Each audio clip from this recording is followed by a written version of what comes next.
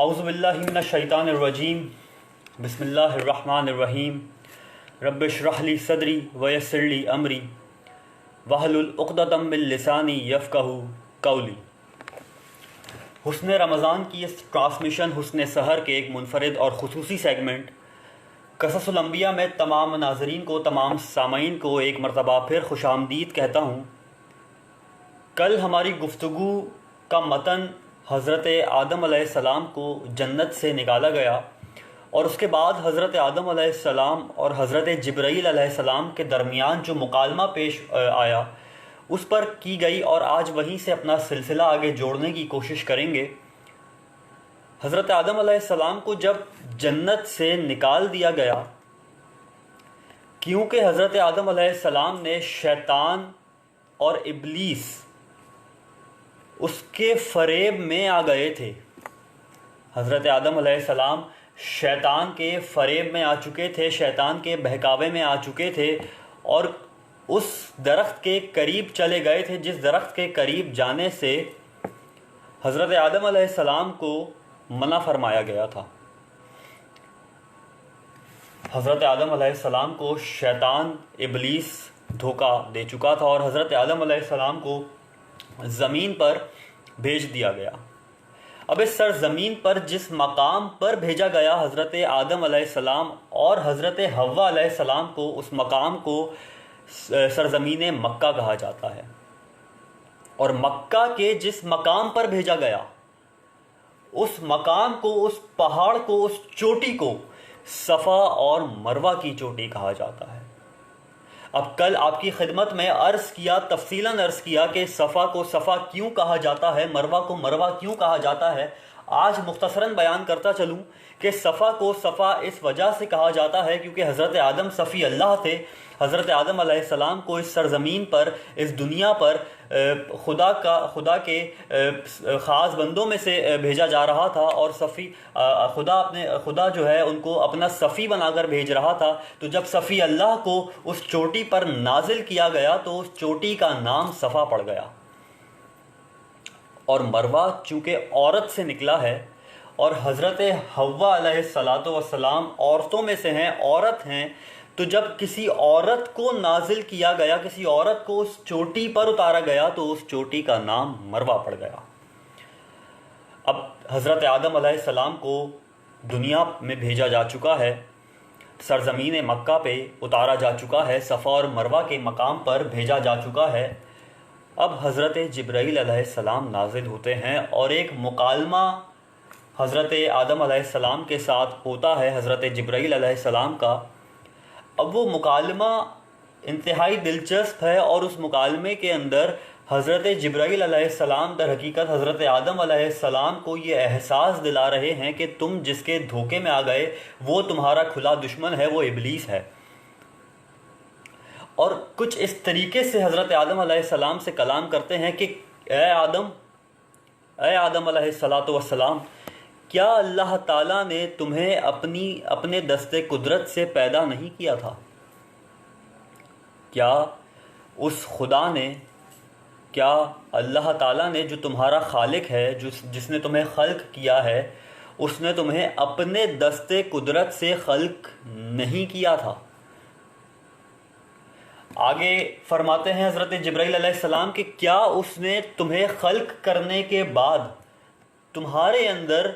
اپنی روح نہیں پھونکی تھی؟ اب اس سے پہلے ابتدا میں عرض کر چکا کہ روح جو ہے ملکوتی ہے، نظر نہیں آتی، مثبت پہلو جو ہے انسان کا پیش کرتی ہے، اور انسان کا ایک مثبت پہلو فرشتوں کے سامنے جو آیا وہ اس روح نے پیش کیا۔ تو خدا نے اپنی روح کو حضرت آدم میں ڈال دیا، اور حضرت آدم علیہ السلام اس قابل ہو گئے کہ خدا کے خلیفہ بنا کر اس روئے زمین پر بھیجے جا سکیں، اور اس روئے زمین پر خدا کی نشانیوں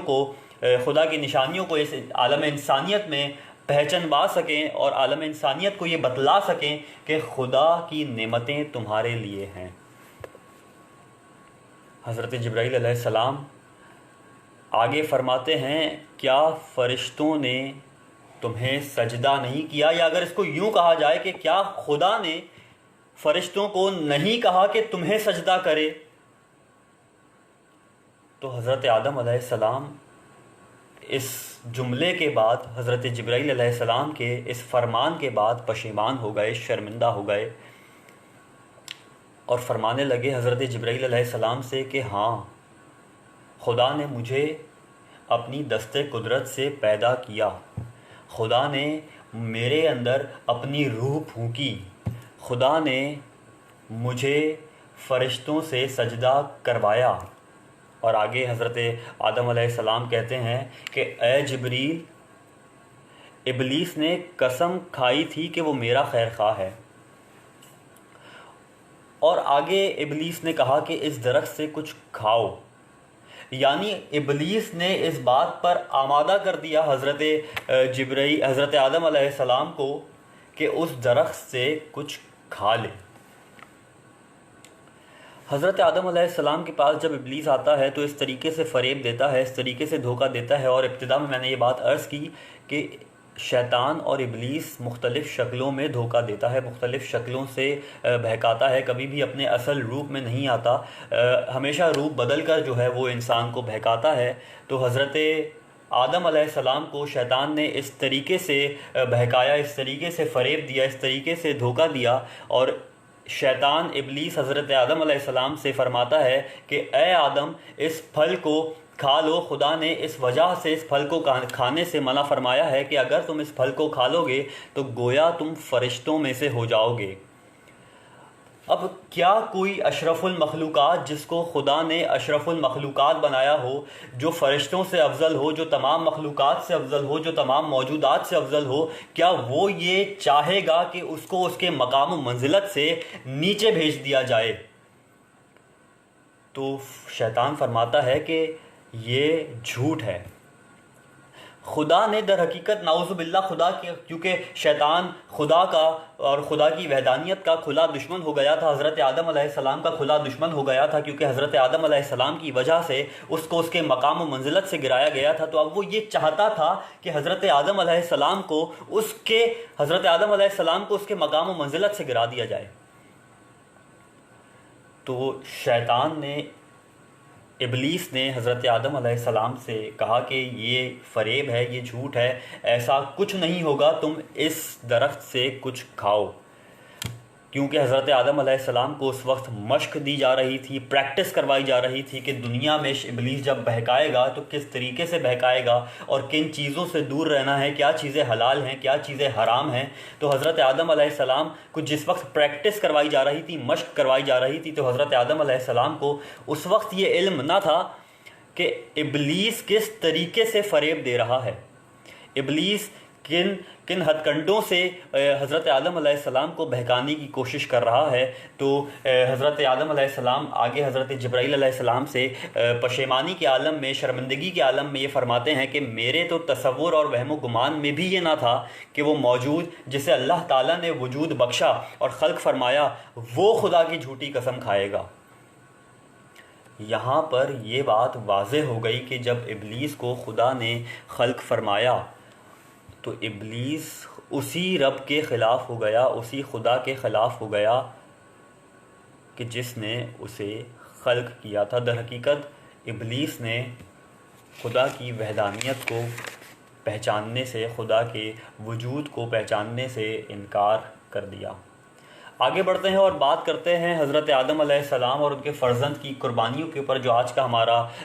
موضوع ہے، اور اسی کے اوپر آج اپنی گفتگو کو اختتام پذیر کریں گے۔ حضرت آدم علیہ السلام سے کہا گیا کہ جب ان کے فرزند حابیل اور قابیل اس دنیا میں تشریف لائے، اور حابیل اور قابیل آپ لوگ تمام یہ بات جانتے ہیں کہ قابیل نے حابیل کو قتل کیا، کس بنیاد پر قتل کیا، اس کے اوپر آج ابھی گفتگو کریں گے۔ اس سے پہلے خدا نے ان کے ایمان کو پرکھنے کے لیے، عام فہم زبان میں کہوں، ان کے ایمان کو چیک کرنے کے لیے حضرت آدم علیہ السلام سے کہا کہ حابیل اور قابیل کو خدا کی راہ میں کوئی قربانی دینی ہوگی یا قربانیاں دینی ہوں گی۔ حضرت آدم علیہ السلام نے حابیل اور قابیل سے یہ عرض کیا کہ تمہیں خدا کی راہ میں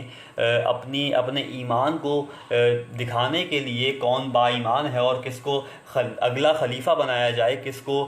خدا کے خالص بندوں میں شمار کیا جائے، تو خدا تمہارا ایمان پرکھنا چاہتا ہے۔ خدا نے کہا کہ ان کو اپنی عزیز ترین چیز قربان کرنی ہوگی، اور جب خدا کی راہ میں قربانی کی جاتی ہے تو آپ تمام لوگ اس بات سے واقف ہیں کہ اپنی عزیز ترین چیز اور اپنی سب سے قریبی چیز قربان کی جاتی ہے۔ جو چیز انسان کی سب سے بہترین ہوتی ہے اس چیز کو خدا کی راہ میں قربان کیا جاتا ہے۔ تو خداوند تعالیٰ نے یہ فرمایا کہ اب اس قربانی کو دیکھا کیسے جائے کہ کس کی قربانی قبول کی جا رہی ہے راہ خدا میں اور کس کی قربانی کو رد کر دیا گیا ہے، یعنی کون خدا کا خالص ترین بندہ ہے جس کی قربانی خدا کی راہ میں قبول کی گئی، اور کون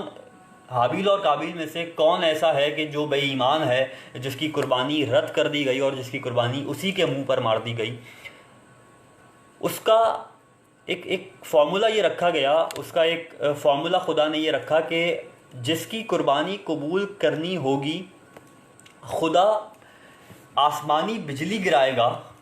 اور جس کی قربانی اس آسمانی بجلی کی وجہ سے جل گئی، در حقیقت اس کی قربانی قبول کر دی جائے گی۔ اب حابیل اور قابیل، کیونکہ قابیل جو ہے وہ در حقیقت کاشتکاری کا کام کرتا تھا اور حابیل جو ہے وہ بھیڑ بکریاں چراتا تھا، تو حابیل اور قابیل نے یہ فیصلہ کیا کہ قابیل جو ہے وہ اپنی ایک فصل قربان کرے گا خدا کی راہ میں، اور حابیل جو ہے وہ اپنی ایک بھیڑ یا اپنی ایک بکری خدا کی راہ میں قربان کرے گا۔ اب یہاں پر اس بات کا اندازہ کیسے ہو کہ کس کی قربانی بہترین ہے، کس کی قربانی خدا کی راہ میں قبول کی جا رہی ہے اور کس کی قربانی کو خدا نے رد کر دیا؟ تو ان کا فیصلہ یہ تھا کہ حابیل نے یہ فیصلہ تو کیا کہ خدا کی راہ میں بھیڑ قربان کر دے گا، اور قابیل نے یہ فیصلہ تو کیا کہ وہ اپنی ایک فصل قربان کر دے گا، لیکن نیت کا کھوٹ یہاں پتہ چلتا ہے کہ قابیل نے یہ فیصلہ کیا کہ وہ اپنی سب سے خستہ حال فصل، سب سے فرسودہ فصل، سب سے نچلے درجے کی فصل خدا کی راہ میں قربان کر دے گا۔ اور جب خدا کی راہ میں سب سے نچلے درجے کی چیز قربان کی جائے تو خدا کی راہ میں وہ قربانی نہیں ہوتی، وہ مجبوری کہلاتی ہے۔ اور ایسا ہی ہوا اور جب حضرت آدم نے حابیل اور قابیل سے یہ کہا تو قابیل نے یہ فیصلہ کیا کہ وہ خدا کی راہ میں اپنی سب سے فرسودہ اور سب سے خستہ حال فصل قربان کرے گا، جبکہ حابیل نے یہ فیصلہ کیا کہ وہ اپنی بھیڑ اور بکری تو قربان کرے گا، لیکن سب سے بہترین بھیڑ، سب سے صحت مند بھیڑ، سب سے صحت مند بکری کو قربان کرے گا۔ اور جب یہ فیصلہ ہو گیا اور وہ قربانیاں دی جا چکی تو آسمان سے ایک بجلی گری، اور جب آسمان سے بجلی گری بھیڑ پر، بکری پر اور اس فصل پر، تو حابیل کی جو بھیڑ اور بکری تھی وہ جل کر راکھ ہو گئی۔ اب یہاں سے ان کی دشمنی شروع ہوئی کہ جب خدا نے حابیل کو چن لیا اپنے خالص ترین بندوں میں سے، اور یہ خدا کی طرف سے یہ بات حضرت آدم علیہ السلام پر نازل ہو گئی کہ حابیل میرا خالص ترین بندہ ہے، حابیل کا جو ایمان ہے وہ پختہ ترین ایمان ہے، تو قابیل نے یہاں پر قتل کا منصوبہ بنانا شروع کر دیا، اور قابیل نے حابیل کو مارنے کا منصوبہ بنانا شروع کر دیا۔ آگے چلتے ہیں اور بات کرتے ہیں حابیل اور قابیل کی قربانیوں کے اوپر۔ اب ہوا یہ کہ جب یہ فیصلہ کیا گیا کہ حابیل کو خدا اپنے خالص ترین بندوں میں سے چن لے گا، تو قابیل کے اندر ایک حسد، ایک بغض پلنا شروع ہو گیا۔ قابیل حاسدوں میں سے ہو گیا۔ قابیل کو ایک کورے دل کی جو ایک بیماری ہے، جو ایمانی بیماری ہے، وہ لگ گئی۔ اب پہلے میں نے عرض کیا کہ کیونکہ قابیل نے کہا کہ اب میں تمہیں حابیل کو قتل کر دوں گا، تو ابتدا میں نے عرض کیا، ابتدا میں خدا ارشاد فرماتا ہے قرآن کی آیت میں کہ تم میں سے بعض کے دشمن ہو جائیں گے، اب یہاں پر اس آیت کا مفہوم واضح ہو رہا ہے کہ تم میں سے کون باز کن باز کے دشمن ہو جائیں گے. یہاں پر قابیل حابیل کا دشمن ہو گیا، کیونکہ وہ اس بات سے حسد کرتا تھا کہ حابیل کو خدا نے اپنے خالص ترین بندوں میں سے چن لیا. آگے حضرت امام جعفر صادق علیہ السلام سے ایک روایت نقل کی گئی ہے کہ حابیل سے قابیل کے حسد اور اس کے قتل کی وجہ یہ تھی کہ حضرت آدم علیہ السلام نے حضرت حابیل کو اپنا وصی بنایا تھا. اور آگے یہ ہوتا ہے کہ جب حابیل کو اپنا وصی بنا لیا جاتا ہے اور جب قابیل حابیل کو قتل کا منصوبہ بناتا ہے، اس کے قتل کا ارادہ کرتا ہے، تو خداوند تعالیٰ یہ فرماتا ہے کہ کیونکہ حابیل کا قتل کر دیا جائے گا اور بعد از حضرت آدم علیہ السلام کوئی خلیفہ روئے زمین پر نہیں ہوگا، تو خدا نے ایک اور بیٹا حضرت آدم علیہ السلام کو عطا کیا جس کا نام حبت اللہ رکھا گیا. اب خدا نے قابیل کے قتل کی وجہ سے، کیونکہ قابیل کی دشمنی تھی، قابیل کا حسد تھا، کیونکہ خدا نے ایک مقام و منزلت حابیل کو عطا کی تھی، اور وہی مقام و منزلت ان کے جو تیسرے بیٹے تھے حضرت آدم علیہ السلام کے حبت اللہ، ان کو بھی عطا کی. تو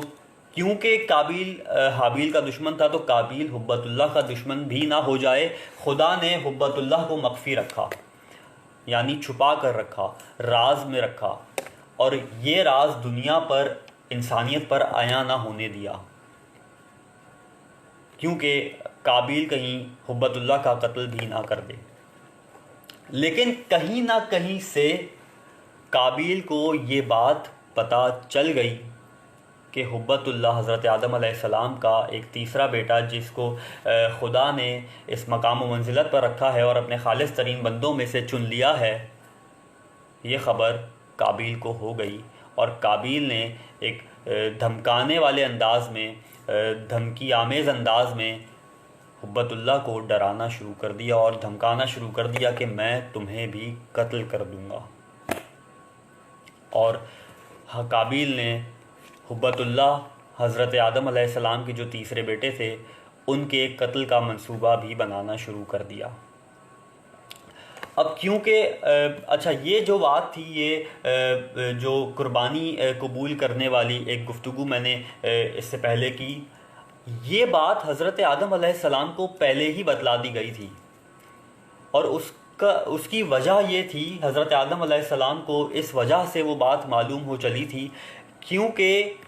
حابیل خدا کے خالص ترین بندوں میں سے تھے، پاک صفت تھے، راہ خدا میں فداکار تھے، اور فداکار سے مراد یعنی اپنے مال کو، اپنی جان کو خدا کی راہ میں خرچ کرنے والوں میں سے تھے، اور خدا کی راہ میں قربانیاں دینے والوں میں سے تھے. تو یہ بات حضرت آدم علیہ السلام کو پہلے سے بتا دی گئی تھی کہ حضرت حابیل کو خدا نے اپنے خاص ترین بندوں میں سے چن لیا ہے، اور حضرت حابیل کی قربانی جو ہے وہ قبول کی جا چکی ہے. اب یہاں پر ایک اور بات واضح کرتا چلوں کہ خدا کے جتنے خالص بندے ہوتے ہیں، جتنے خدا کے خاص بندے ہوتے ہیں، وہ جو ہے ان کو جو ہے خدا اپنا رازدان بنا لیتا ہے. ان کو خدا پہلے سے ان کے راز، ان کی باتیں بتلا دیتا ہے کہ کیا معاملات آگے ہونے والے ہیں. خدا ان کو جو ہے اپنے تمام راز کسی نہ کسی شکل میں بتلا دیا کرتا ہے. آخر میں یہ ہوتا ہے کہ قابیل جو ہے حبت اللہ کا دشمن ہو جاتا ہے، کیونکہ قابیل حسد اور ریاکاری اور جو ہے کور دل کی بیماری کے اندر مبتلا ہو چکا تھا، دشمن بن چکا تھا خدا کے خالص بندوں کا، اور شیطان کے بہکاوے میں آ چکا تھا. اس وجہ سے